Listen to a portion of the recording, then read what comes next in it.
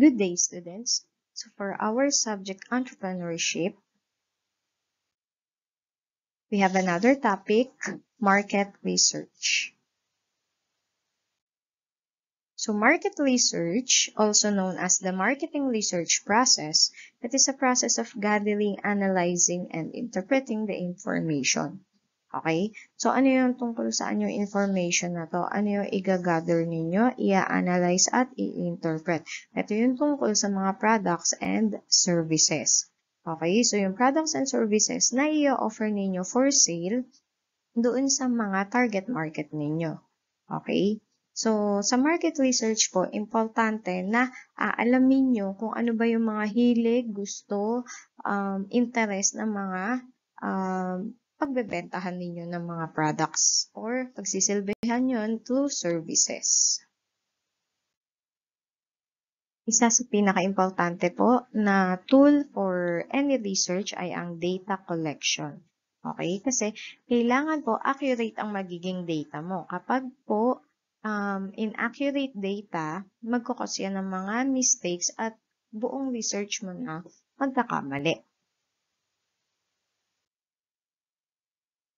What are the different data collection techniques?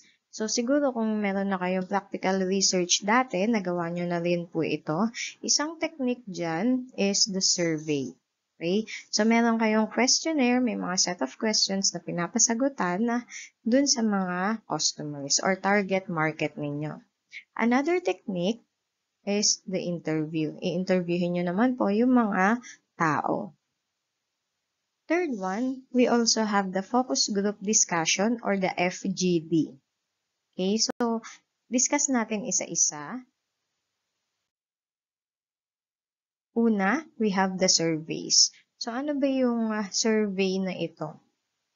It is the most common way to gather primary research. Okay, so gumagamit po ng questionnaires or interview schedule. So, ang survey at saka interview, pwede sila mag-overlap, pwede sila magkapareho.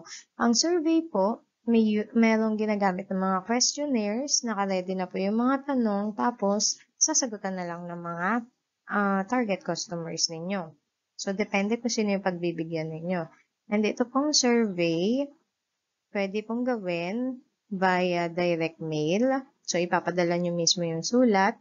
Pwede rin pong over the phone, tatawagan nyo po yung mga kakausapin ninyo, tatanungin nyo po sila through phone. Pwede rin pong gagamit kayo ng internet. For example, we have the Google. So, Google Forms, dun kayo maglalagay ng mga tanong. Yun na yung pinaka-questionnaire ninyo. Pwede rin pong ipadala ang survey through email and face-to-face on the web. So, yung iba, gumagamit po sila ng Skype o kaya Viber para po makapag-survey. Another data collection technique is the interview. So, interview, ito yung pinaka-reliable and credible way. Okay? Para makakuha ka nga naman ng mga kailangan mong information dun sa target customers mo. Interview, typically done in person. So, kung sino po yung may kailangan, siya yung researcher o kaya yung entrepreneur, di ba? Tapos, kung sino yung target market mo, kakausapin mo siya. Tatanungin mo ng mga pertinent questions and then, syempre, siya naman magbibigay ng mga sagot doon sa problem na or needs doon sa business mo. Ang interview din po, pwede siyang magbigay ng feedback. So, ibig sabihin, i-interviewin mo yung mga customers mo.